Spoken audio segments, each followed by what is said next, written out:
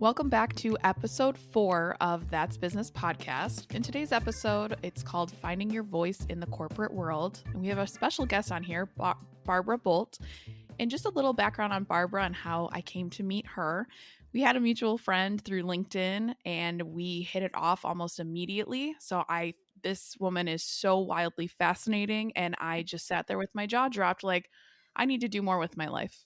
So a little background on Barbara. In the early 90s, she actually moved to Italy. She studied Italian and eventually became quite fluent, but still experienced miscommunication almost every single day. In her early years, she taught English to managers who were working in multinational companies. And hearing those stories gave Barbara this insight into what challenges clients face having to work in a second or third language.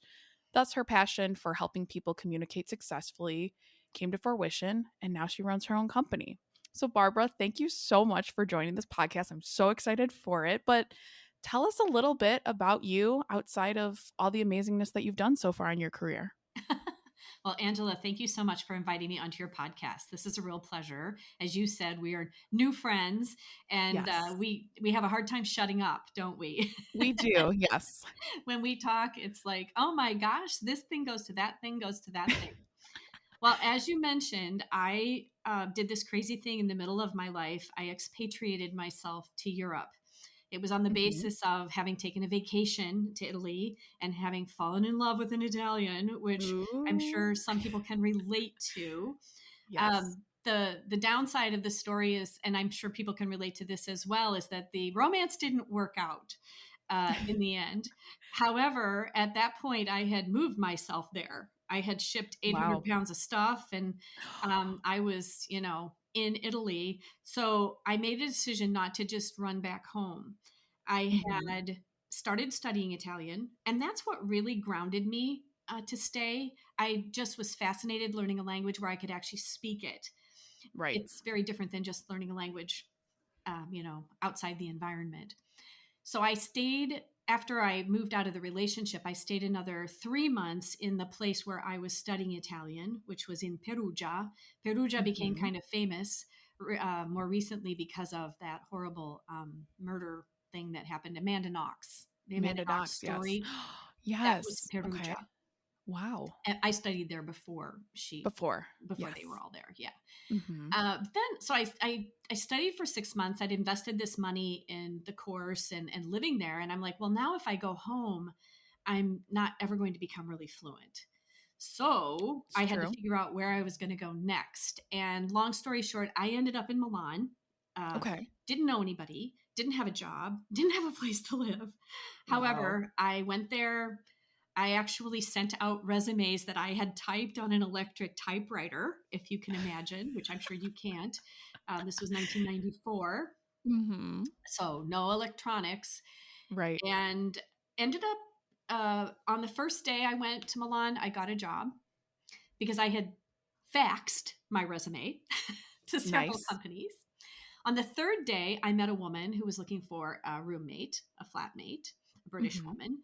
So I found a place to live and thus started my 11-year life in Milan.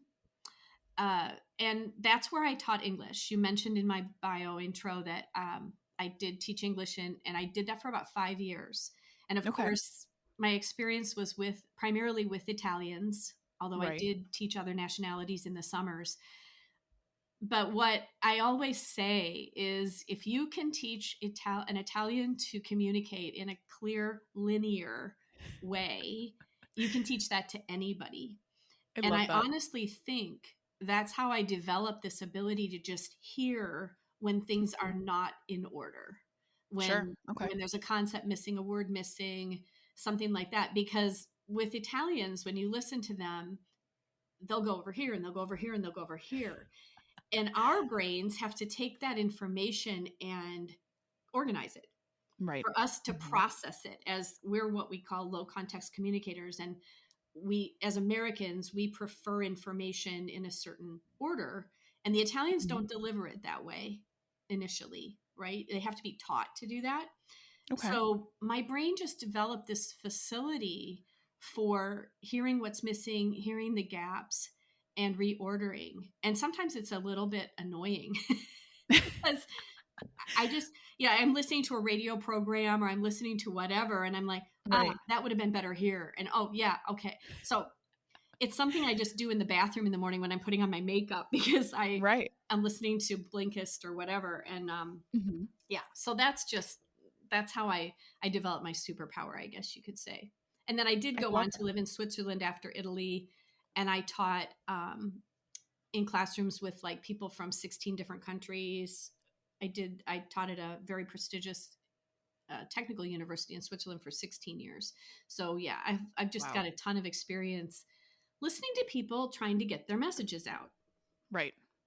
So from this experience, what kind of made you get not only get out of teaching, but start your own company? I mean, which is I feel like the hardest part being a fellow business owner. Oh, it is. I didn't know that how hard it was Mhm. actually. Well, while I lived in Europe, I was always what we call a freelancer. So Right. I sort of had my own business even over there. However, Okay. especially in Switzerland, I did a ton of academic teaching. So Mhm. my academic teaching formed the baseline for my income. And Right. then the consulting was sort of on the side.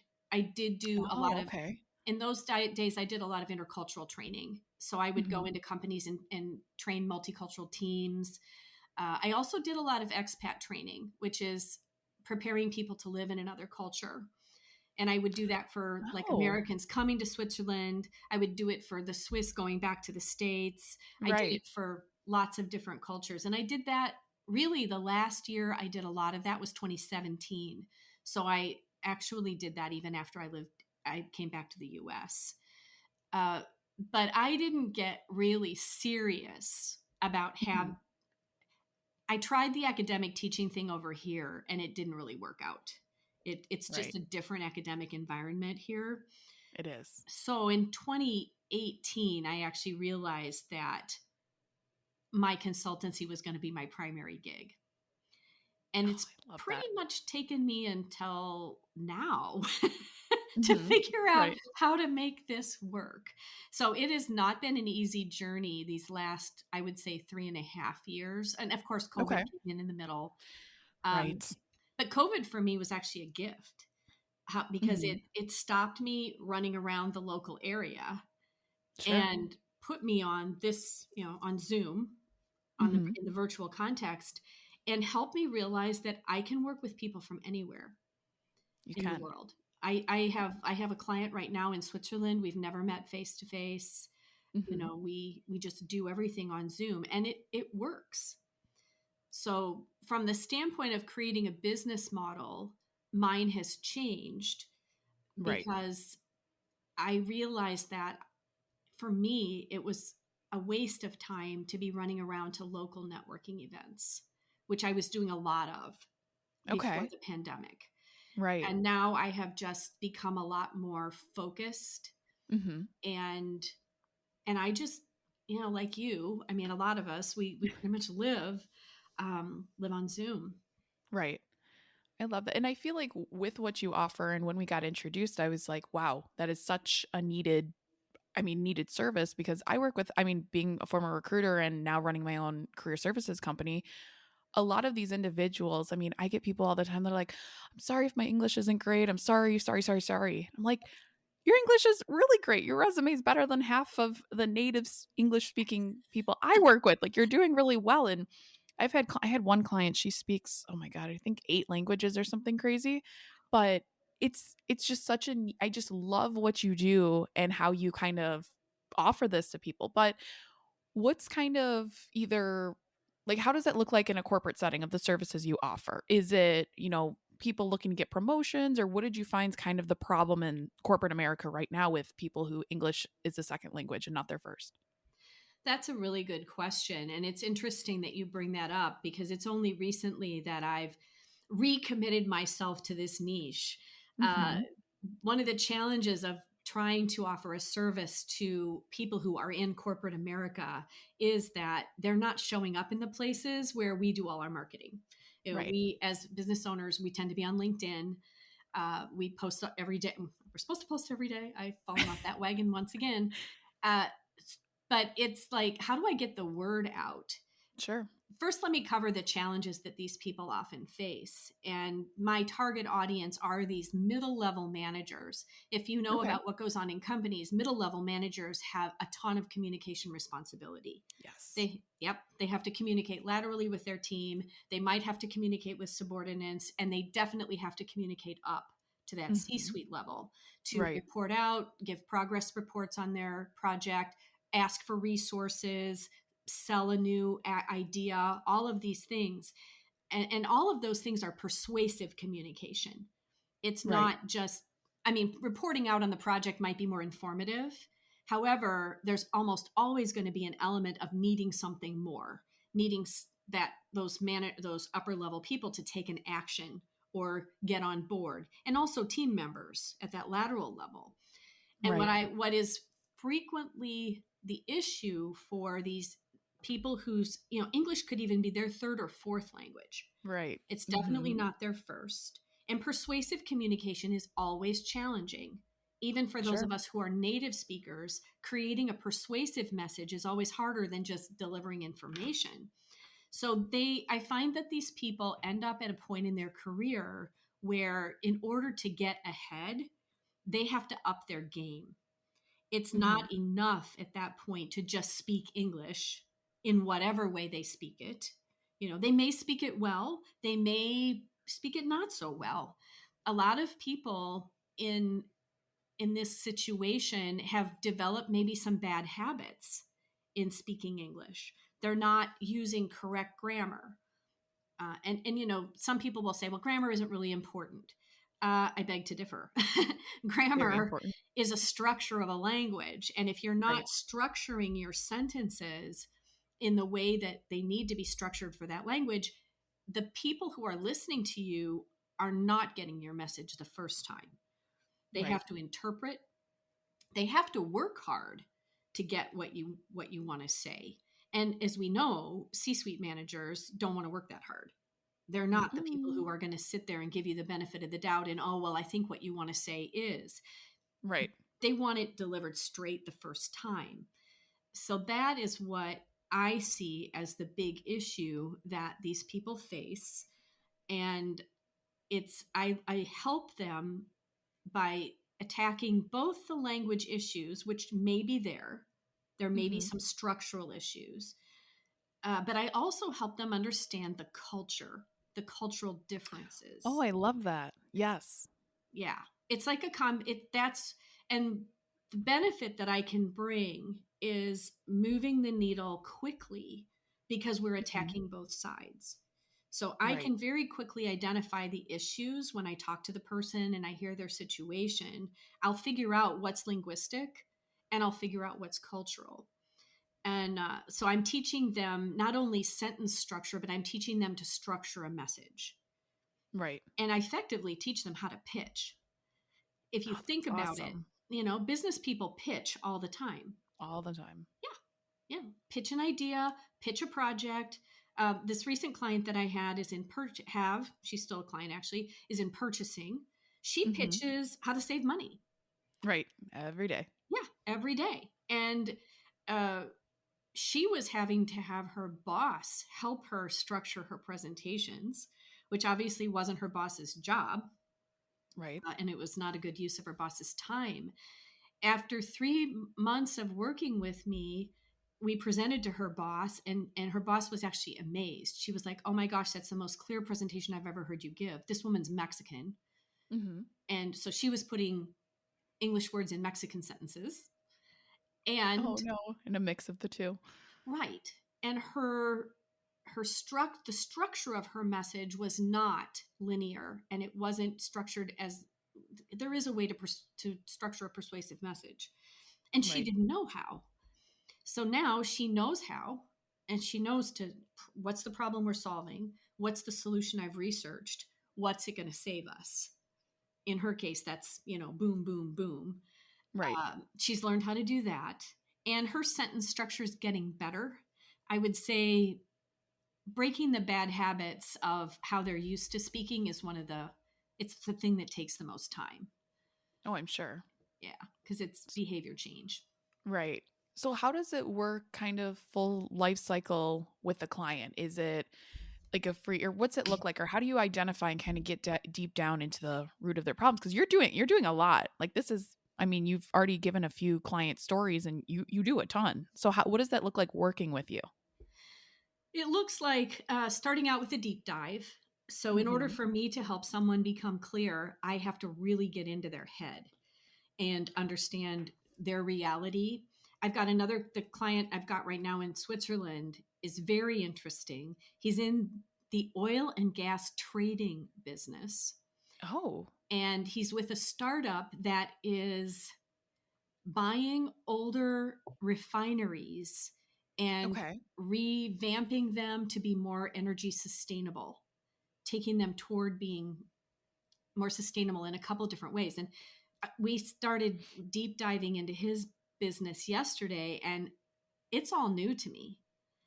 I'm not an oil and Mm-hmm. gas specialist. I didn't really think about what refining meant. Right. So I end up learning a ton about whatever industry or business they are in. With Yasmin, for example, with my client in the auto industry, I learned all about the raw materials that they Mm-hmm. use in her company because I was helping her structure a presentation on raw materials and how to save money around raw materials. So it always looks like a deep dive at the beginning of me having to learn and them having to explain it to me. Right. So that is an exercise in and of itself, because how clearly can they do that? And what are they telling me when? So already in that phase of the process, I begin to get a sense of how good they are at structuring information. And then we look at, I mean, in Yasmin's case, for example, she did need to learn how to structure a presentation that's a pitch. And Mm-hmm. actually, in the case of my client in Switzerland, he needs to do the same thing because they are raising money.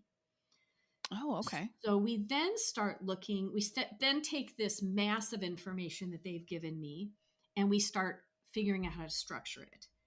So we start with what's the problem that they solve, what's the solution that they offer, and what's the benefit that that solution brings. That's basic pitch structure, that the Mm-hmm. arc of that message.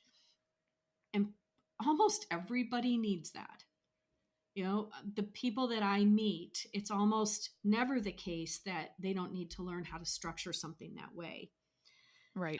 But like with Yasmin, what I did or what we did is we started with this basic presentation, which was a presentation she'd already given Mm-hmm. on raw materials, and we iterated that. So I recorded her giving that presentation at least 5 times. Wow. And every time we tear it apart.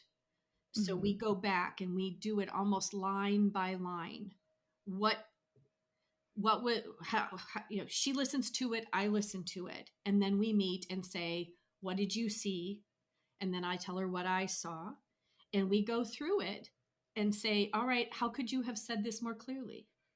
Or did you hear those 3 little words you added to the end of the sentence? Oh yeah, that's, I'm not going to do that again. So it helps the client begin to also realize for themselves what's not effective about their communication. It's not just me telling them, it's Right. them hearing it. And then they begin to be able to change the behavior. Like Yasmin very quickly said, oh, I got to stop adding that stuff to the end of sentences. And then Oh, in she her, realized it. Yeah, that's awesome. she realized it. And in her daily interactions, she started cutting it out. So that then, and then the next time we recorded, there was Mm-hmm. less of that. So it's an iterative process. I might not choose to do that with the client in Switzerland. We're not doing that. We Sure. are creating his pitch. But at a certain point, we'll start. He's also British, so his Okay. first language is English. His Right. issues are more around being an introvert, Oh, and okay. he now has to present to clients a lot more than he ever did before in his career. And he gets blocked if there are very many people, either in the room or on Zoom. He gets freaked Mhm. out. So I'm working with him on slightly different issues.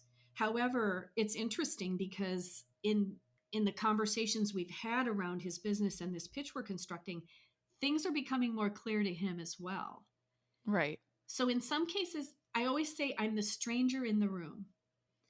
And Oh, I like that. yeah, I don't know your business. I don't know Mhm. what you do. So if you can make me clear about it, if you can get me to understand it, you can get anybody to understand it. And that That's so is, true. yeah, that's often the value that I bring, is Mhm. being that sounding board. For example, yesterday, my Swiss client, they're negotiating. And I taught negotiation for many years. I taught international negotiation for 12 years in Switzerland. And Wow. he tells me that, yeah, there's a little something hidden in there. When they discover that, they might not be too happy. And I was like, What? yeah. So how important is the relationship with these people? Oh, it's pretty important. You know, it's going to go on. And I'm like, Oh uh, no. and they're Russian. The people Mhm. he's negotiating with are Russian. And I'm like, that's not going to go over very big. No. Mm-mm. Right. Even you know that. So Yes. it's often things that I hear things and I feed them back. And wow, I hadn't thought about that before. So that's also what comes out of it. It isn't necessarily the end goal. But I do we set goals at the beginning. We have Okay. KPIs. You know, how are Mhm. we going to know that you're moving the needle on Right. like cutting out small words? Well, we're going to hear fewer of them. How Right. are we going to know that you're not umming as much as you were? Well, we're going to hear that. So I'm always very focused. One of the things I have always said is that we change our behavior, we change our communication style based on results. Mhm. We look at the result we need. Basically, what I do is I teach people an alternative style of communication that they can use when they need a particular result. Right? It's not like they're necessary. I'm not trying to change their personality. I'm not trying to turn them Sure. into an American. Right. But I am teaching them the communication that will be effective with Americans for those Mhm. moments that they need that. And you're never taught any of this. I mean, negotiation and there's nothing that is one of my biggest pet peeves is when people say 5,000 times in a Oh, conversation. gosh, yeah. It's the worst because that's all you focus on. I mean, I have people in some of my networking groups that every 2 seconds. I'm like, how do you work with clients or how do you pitch to clients when you do this? But Yeah. Yeah. It's I almost love that you impossible. right, because that's all you focus on. But I love that you're working with English speakers as well, or to do that public speaking piece, to do that conversation piece. I mean, everyone needs to have presentation skills. I don't care if you're a developer, I don't care if you're a back end employee, you still have to sell what you're doing to a boss, to a client, to who upper management, just like you said.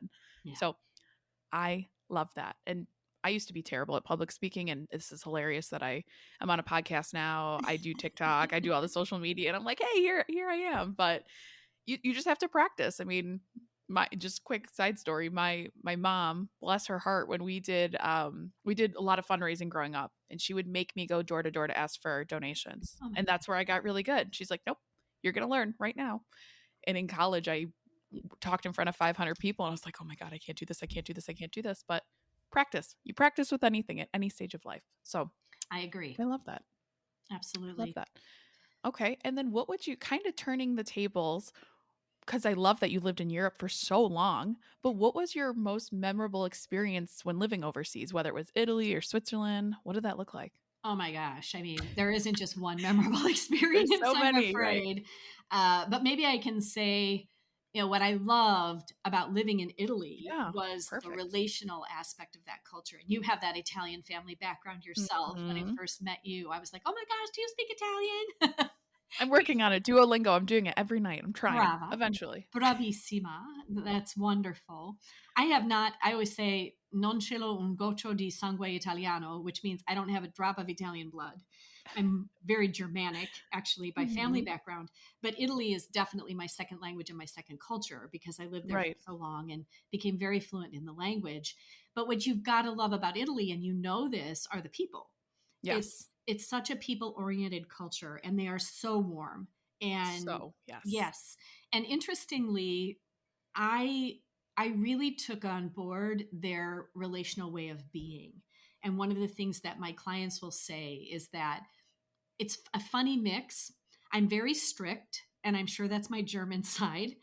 But I also have this soft relational side. Right. So the strictness is always tempered by a smile, a warmth in the voice, Right. usually. I'm doing customer discovery right now. And I Okay. spoke with an Italian client that I had some years ago now. I helped her Mhm. in a job search process. She's an academic, and she had Okay. to do these job talks, and she was really bad at them at the beginning. But so I have this list of questions. What did you like working with me? And then the next one is, what didn't you like about working with me? And she thought for a moment and she said, well, at the beginning, you were pretty strict. You were kind of hard.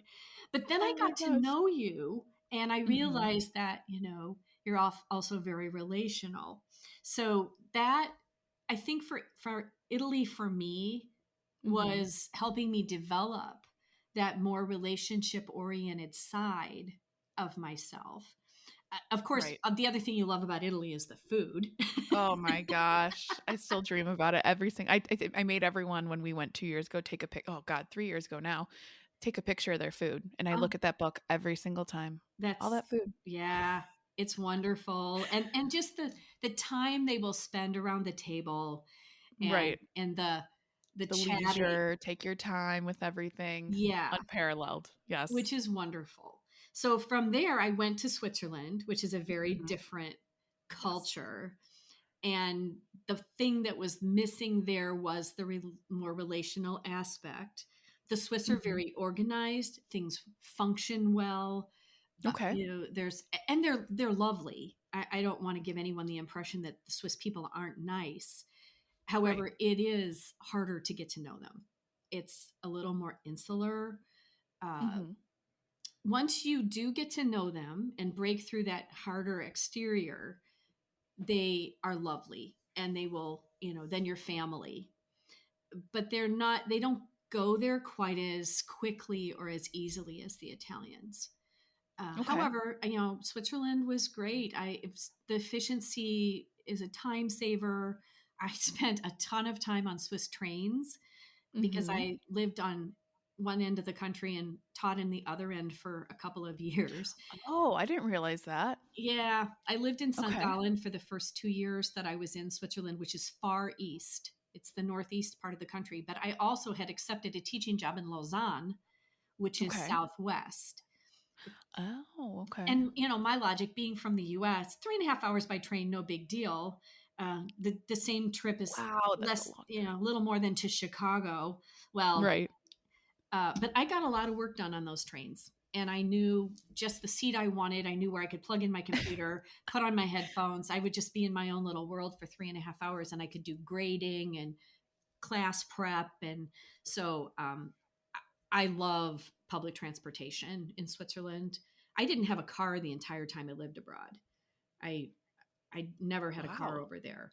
But in Switzerland, you really didn't need one.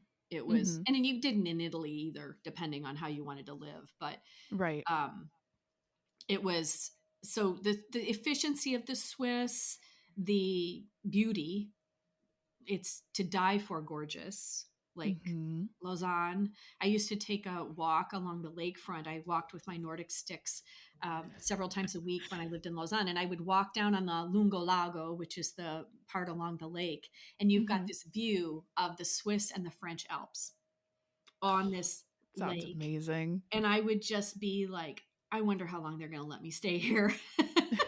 Which I had legal issues the whole time I was in Switzerland, so that was challenging. But it was it's a different lifestyle. And I guess another thing I love about Europe in general is that intimacy. The Yes. fact everything's closer together. You Mhm. can walk places. People do sit outside in cafes and have a coffee and talk together. Right. And I love that, and I will never not love that. It was marvelous. Do you ever see yourself living back there someday? I've asked myself that question a lot of times, and I think if I were to go back, it would be Italy, just Okay. because Italy's easier. It And as is. I would be a retiree if I went Heck back yeah. at this point. Uh, However, I will say it takes a lot of energy to move yourself across the Atlantic Ocean. It just from the standpoint of organizing it. And of course, it would be easier this time because I know I would know You more. already did it. Right. Yeah, I did it Mhm. once, but getting myself back wasn't easy either. So I don't know. I don't know that I'll ever have the energy for that again, Sure. but I don't want to exclude the possibility either because it's just mad. Yeah, I want to say magical.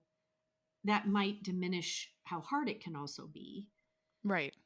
But I would want to live in a place where I'm fluent in the language. Yes.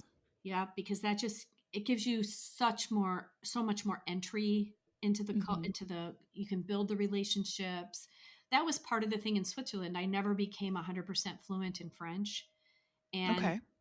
there were certain aspects of life there that were not open to me given that fact. Oh, okay. Yeah. So I do think if you're going to live abroad, if you don't learn the language, you're destined to live in expat communities.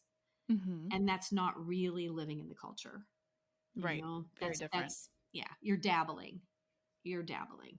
So I think as American expats, there are some places like you could go to Malta Hmm. where they speak English, or you could choose to expatriate yourself in retirement to a place where English is the primary language.